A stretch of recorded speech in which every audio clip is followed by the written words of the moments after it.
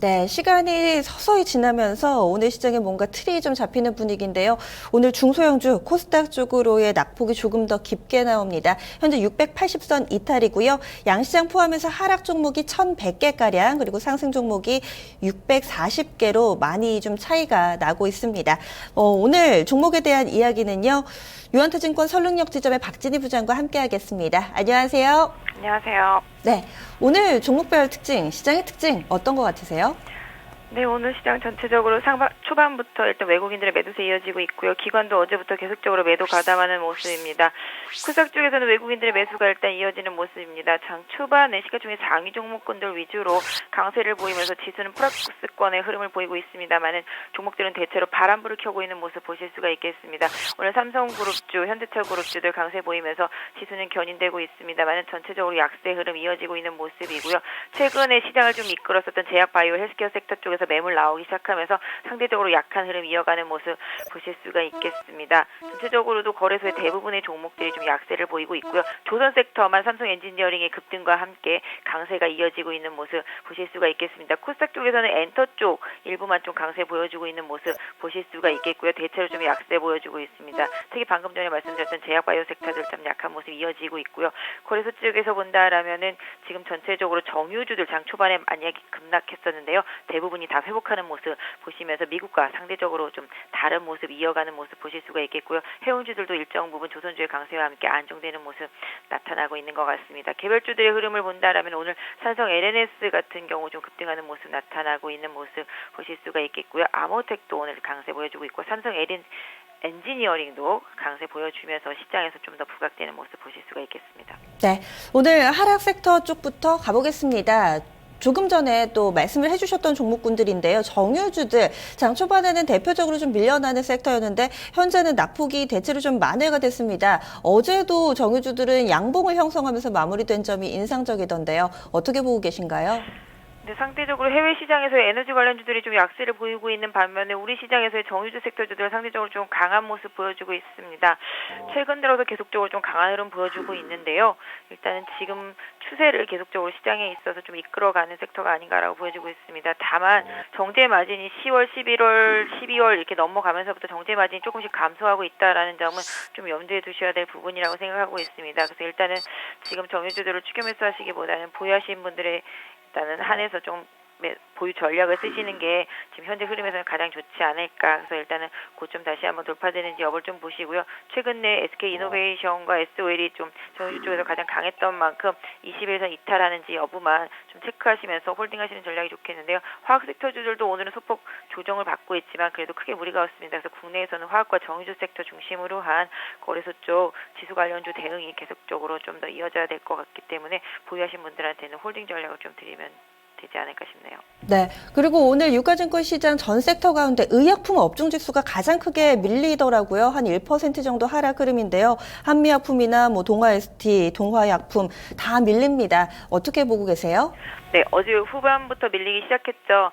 계속적으로 제약바이오 섹터주들이 한미약품의 재료 소진과 함께 탄력을 잃어가기 시작하면서 전반적으로 좀 약한 흐름 이어가고 있습니다. 한미약품 이후에 셀트리온, 바이오로메드까지 계속적으로 좀 기대감에 따른 상승이 이어졌습니다만은 일단 뭐 바이오로메드도 사실 기대하는 뉴스들이 많이 있었는데요. 시장에서 소문만 무성하고 아무것도 안 나타나는 그런 흐름 보이면서 주가가 좀 약세를 보이고 있는 모습 보실 수가 있겠습니다. 한미약품 오늘 뭐 소폭 하락하고 있는 모습 보실 수가 있겠는데요.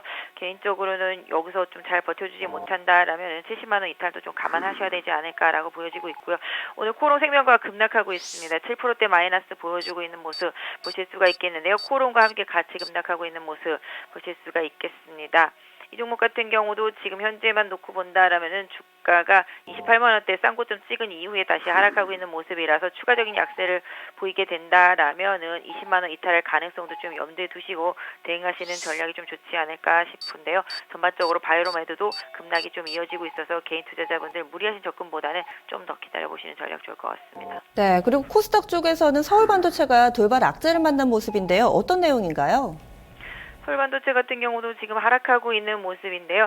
자회사 상장 철회가 결정됐다라는 부분입니다. 이런 부분이 좀 약세의 원인으로 작용을 하고 있는데요. 실질적으로 이것보다는 최근에 서울반도체가 올랐던 이유는 실적의 좀 개선이었었습니다. 이런 부분들 외에 뭐 자회사의 상장이 철회됐다라는 돌발 악재를 일단 좀 만나서 주가가 좀 약세를 보이고 있는 모습인데요. 21,000원까지 상승했다가 지금 16,000원대까지 내려왔으니까 상당히 좀 하락폭이 큽니다.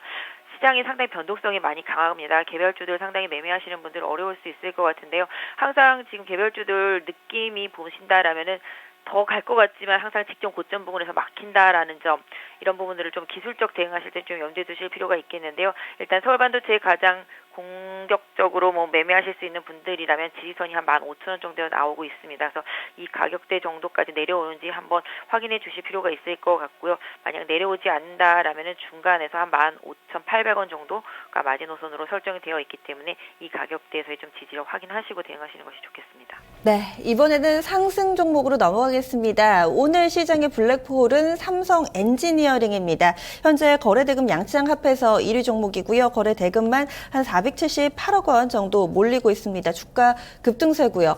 관련된 종목군들 뭐 SDI나 함께 좀 움직이는 것 같은데요. 어떤 관점에서 보고 계신가요? 네, 삼성 엔지니어링 오늘 신문에 대문짝만하게 나왔더라고요. 살릴 거라고. 일단 뭐 이재용도 개인 자산 3천억까지 투입할 계획이라고 하니까 삼성 엔지니어링이 급등을 하긴 했는데요. 일단 현재 손실이 3조대죠. 증자를 1조 3천억대 하더라도 턱없이 좀 부족합니다.